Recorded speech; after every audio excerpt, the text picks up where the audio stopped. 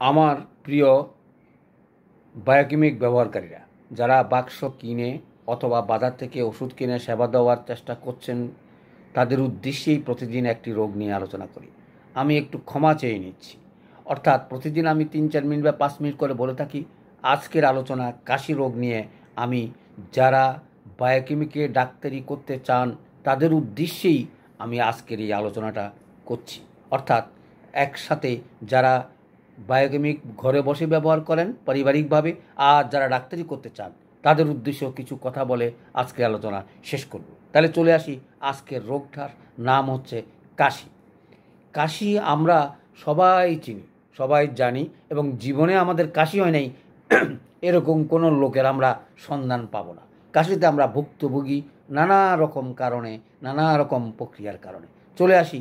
আমাদের তো লক্ষ্য একটা, অভাব পূরণ করে আমরা সেবা দেওয়া, এবং সেটা হোমিওপ্যাথিকে গ্রহণ করেছে সূক্ষ্ম মাত্রার জন্য। হোমিওপ্যাথিক অভাব পূরণ করে চিকিৎসা করে না, কিন্তু বায়োকেমিকে সুলজার আমাদেরকে যে জিনিস উপহার দিয়েছেন, আমরা অভাব পূরণ করেই ঘরে বসেই চিকিৎসা করতে পারি। আমাদের এই সকল জিনিস যদি অভাব না থাকে, তাহলে আমাদের রোগও জটিল থেকে জটিলতার দিকে যায় না। সেই সুবাদে আমার আলোচনা, সেই সুবাদে আমার প্রথম থেকেই পারিবারিকভাবে আমরা যেন অভাব পূরণ করে সেবা দিতে পারি।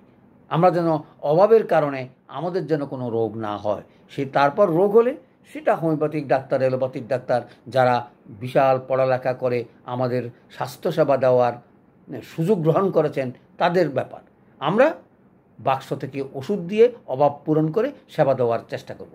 আমার প্রিয় ব্যবহারকারীরা যারা বায়োকেমিক বাক্স ব্যবহার করে পারিবারিক সেবা দিচ্ছেন তাদের উদ্দেশ্যে বলছি। তাহলে কাশি আমরা চিনলাম। কাশিকে আমরা 2 ভাগে ভাগ করতে পারি। কি কি? একটা হচ্ছে তরল, একটা হচ্ছে শুষ্ক। তারপরে কাশি বোঝার উপায়টা কি? দেখো, কাশতে কাশতে কাশির সঙ্গে তরল যদি বের হয় সেটাকে আমরা তরল কাশি বলবো। আর কাশতে কিছুই বেরোয় না, অত একটু কপ কাশি কদ্দূর বেরোলো, গলা যেন সবসময় খুসখুস থাকে, দেখো নানা কারণে হতে পারে। আমাদের ওষুধ 12টা। এই 12টাতে কি আমরা সেবা দেওয়ার চেষ্টা করব।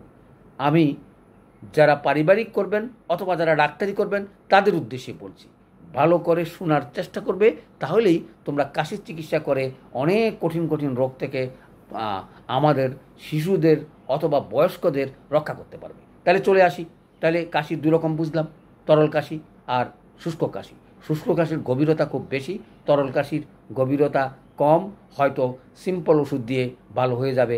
আমরা চেষ্টা করব আমাদের বাক্স থেকে ওষুধ দেওয়ার। তাহলে প্রথমে যদি কাশির আক্রমণ হয়, আমরা ফেরাম্পস বা কেলিমিউট দিয়ে সুবিধা করি, কেলিমিউট দিয়ে সেবা দিতে পারি। লক্ষণটা কি? লক্ষণ অথবা প্রয়োগটা একটু যদি মনে রাখো, জিহ্বা যদি সাদা থাকে, কাশি যদি দ্বিতীয় স্টেজ হয়, অথবা আমরা প্রথম দিন কোনো দিন ওষুধে খাই নেই, সেকেন্ড দিন আসছে, তাহলে তুমি ফেরাম্পস আর কেলিমিউট দিয়েই তুমি চিকিৎসা শুরু করতে পারো, ওই যে বাক্স থেকে দিনে 4 বার। কেন বাক্স থেকে বলছি? কারণ পাওয়ার নিয়ে তোমরা কোনো চিন্তা করবে না। পাওয়ার নিয়ে যারা ডাক্তারি করবে, যারা সেবা দেবে এবং অনেক বেশি চিন্তা করবে তোমাদের থেকে, তারাই চিকিৎসাতে যাবে। তাহলে কাশি বুঝলাম। এরপরে কাশি কী কী আছে? যেমন ধরো হুইপিং কাশি আছে, ঘুঙ্গি কাশি আছে, আরও নানা ট্রাভেলস নিউমোনিয়া আছে, অর্থাৎ ফ্যারিঞ্জাইটিস, তারপরে ব্রঙ্কাইটিস, শ্বাসকষ্ট, হাঁপানি, এগুলো কাশির পূর্বাভাস। কাশি থেকেই এ সকল রোগের সৃষ্টি হয়। কাশি হয় একমাত্র কারণ, অর্থাৎ আমাদের শ্বাসনালীর উপরে বা লাংসের উপরে যত রকমের যদি কোনো প্রদাহ থাকে কোনো কারণে, তাহলে কাশি হবে। অথবা ঠান্ডা লাগলে, অথবা অন্য কোনো ধুলোবালি, অথবা অনেক সময় আমাদের তো সিগারেট খাওয়ার অভ্যাস আছে, সেখানেও যদি থাকে, সেখান তো কাশি হতে পারে। তবে দূরে থাকার চেষ্টা করবে, কারণ এই কাশি ভালো হওয়া বড় কঠিন। অথবা এই অহেতুক কারণে, অর্থাৎ সিগারেট খাইয়া কোনো কারণে যদি কাশি হয়, এটা যেতে অনেক বেশি সময় লাগে। কিন্তু এমনি রোগ তোমরা অনায়াসেই ফেরাম্পস কেলিমিউট দিয়ে, অথবা গভীর হলে আমরা ক্যালিসাম দিয়ে ব্যবহার করতে পারি। দেখো, তাহলে আমরা বুঝে গেলাম কাশির 2 রকম, সরল এবং তরল। এই শুষ্ক এবং তরল। শুষ্ক কাটতে ফেরাম্পস কেলিমিউট দিলেই আমরা সেবা পেতে পারি, অথবা ঊর্ধ্বে ক্যালিসাল পর্যন্ত। কিন্তু গভীর থেকে গভীরতা হলে ন্যাট্টামিউর আসতে পারে, ম্যাকফস আসতে পারে, তার ক্যালিসাল্প আসতে পারে, তারপর সাইলিসিয়া আসতে পারে, অথবা ক্যালকেরিয়া সালফো আসতে পারে। যারা ডাক্তারি করবেন তাদের উদ্দেশ্যে বলছি, এগুলো প্রয়োগ করে যদি ভালো না হয় তারপরে পাওয়ারে যাবেন। আগে বাক্স থেকে চেষ্টা করেন। বাক্স থেকে চেষ্টা করার পরে বুঝে নেন তার ওষুধটা ঠিক আছে কিনা। ভালো না লাগলেই সেই ওষুধেরই পাওয়ারফুল ওষুধ দিনে 2বার 3বার 4বার করে ব্যবহার করেন, আমি আশা করব 7 দিন থেকে 15 দিনের ভিতরে সকল রোগেরই চিকিৎসা তোমরা করতে পারবে। না পারার কোনো কারণ নাই। একটু ঘনমাত্রা দেওয়ার চেষ্টা করবে, কারণ আমাদের সাইড এফেক্টের কোনো সম্ভাবনা কম। সুতরাং তার অর্থ এই কথা নয় যে একদম 2টা 3টে 4টে দেখো, 2টার উপরে ওষুধ দেওয়ার চেষ্টা করবে না। বারবার করে বলছি, 2টার বেশি প্রয়োজন নাই, 2টা আর কমে একটা দিলেও হবে। অত বিশ্বাস হয় না আমাদের। আমার বিশ্বাস হইতে 12 বছর সময় লেগেছে। ছোট্ট একটা কণা, এক কণা দিয়েও তুমি চিকিৎসা করতে পারো।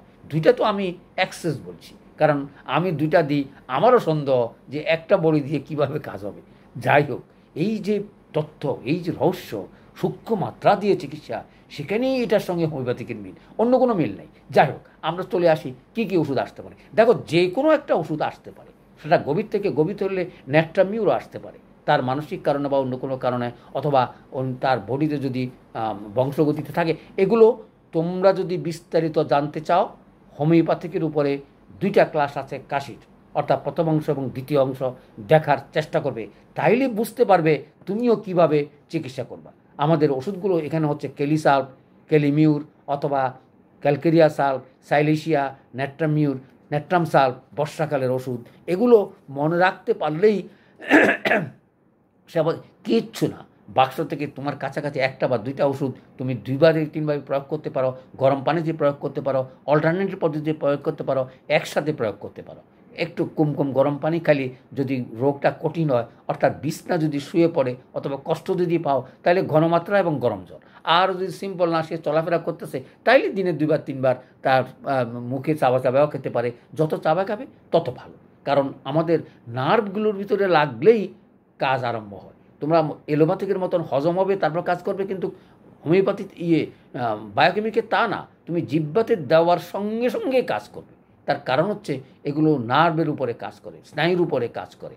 অর্থাৎ এই জন্যই বলা হয়, অর্থাৎ চাবায় খালি অনেক সময় ভালো কাজও করে। তারপর থেকেও যদি ভালো কাজ তাহলে গরম জল। তারপর থেকেও যদি ভালো কাজ করো, অল্টারনেট, একটা ওষুধের সঙ্গে আর একটা ওষুধ না মিশিয়ে দেওয়ার চেষ্টা করা। দেখো, প্রসেস ডাক্তাররা ঠিক করবে।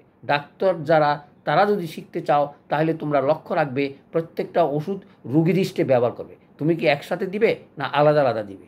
রুগী যদি মনে করো মানে অভ্যাসে নাই আলাদা আলাদা খাওয়ার, কারণ কঠিন থেকে কঠিনতর হলে আলাদা খাওয়ার কথা বললে তখন রুগী স্বীকার করবে। এমনি যদি তুমি বলো, আরে ডাক্তার সাহেব কত খবর লয় আর খালি আমাকে বিরক্ত করে, একসাথে দিবে কখন? রুগী যদি ভালো থাকে, অর্থাৎ রোগ হয়েছে, এখনও গভীর থেকে গভীরতর হয় নাই। আর গভীর রুগীরে তুমি অনায়াসেই 15 মিনিট বা 20 মিনিট অল্টারনেট পদ্ধতিতে বলা হয়। অর্থাৎ ম্যাকপস যখন দিবে তখন অন্য কিছু দিবে না। 15 মিনিট বা আধা ঘন্টা পরে কেলিফস খাবে, আবার 1 ঘন্টা পরে ন্যাট্রাম ফস খাবে, আবার 1 ঘন্টা পরে দরকার হলে ন্যাট্রাম সাল্ভ খাবে। এটাকে বলা হয় অল্টারনেটিভ, অর্থাৎ একটা পর একটা। আমরা পর ওষুধ খাওয়া আর হলো একসাথে খাওয়া। দেখো, অ্যাকশান বোঝা, অমুক করা, এগুলো কঠিন ব্যাপার। এগুলো বোঝার জন্যই তোমাদেরকে এই ডাক্তারি কথা বলছি, কারণ আমারও অনেক অভিজ্ঞতা নাই। আমি তোমাদের সঙ্গে একত্রে থেকেই ডাক্তারি করতে চাচ্ছি। তোমরা প্রয়োগ করো, শিখো, দেখো, তার সঙ্গে কোনো অন্য ওষুধ প্রয়োগ করবে না। সেটা দেখে আমাকে বলো, আমি তোমাদেরকে সাহায্য করার চেষ্টা করব। আমারও দর্শন দরকার আছে, আমারও শিখার দরকার আছে। আমি তোমাদেরকে আহ্বান জানাচ্ছি, যারা ডিএসএমএসে ভর্তি হয় নাই, মানুষের সেবা করতে চান, মানুষকে চিকিৎসা দিতে চান, তারা ঘরে বসে, আমি আশা করব, এই বায়োকেমিক শিখে আমার সঙ্গে একাত্ম হয়ে আপনারা কাজ করতে শুরু করুন। আমি আছি, আমি দেখতে চাই যে বায়োকেমিক কোথায় আমাদেরকে নিয়ে যেতে পারে। আমি এই কথা বলছি না, আমার কারণ অভিজ্ঞতা খুব একটা বেশি আছে আমি বলবো না, আমি কিন্তু দেখেছি চমৎকার কাজ করতে, অভাব পূরণ করে।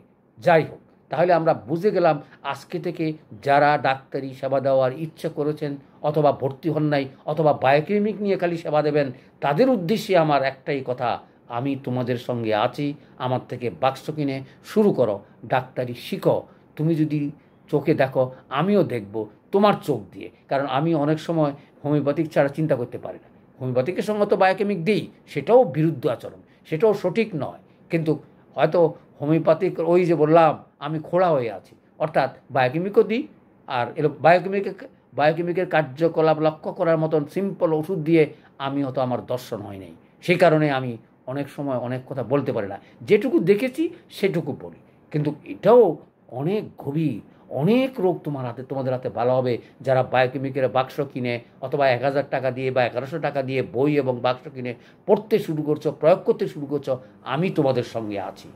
আমি বায়োকেমিক তোমাদের চোখ দিয়ে দেখতে চাই। তোমরা অন্য কিছু প্রয়োগ করবে না, বায়োকেমিক প্রয়োগ করবে, চিকিৎসা করবে, না পারলে আমাকে বলবে, আমি সহ সেবা দেওয়ার চেষ্টা করব। তাহলে আজকের এই আহ্বান জানিয়ে আমি এই আলোচনা শেষ করছি। সবাইকে ধন্যবাদ।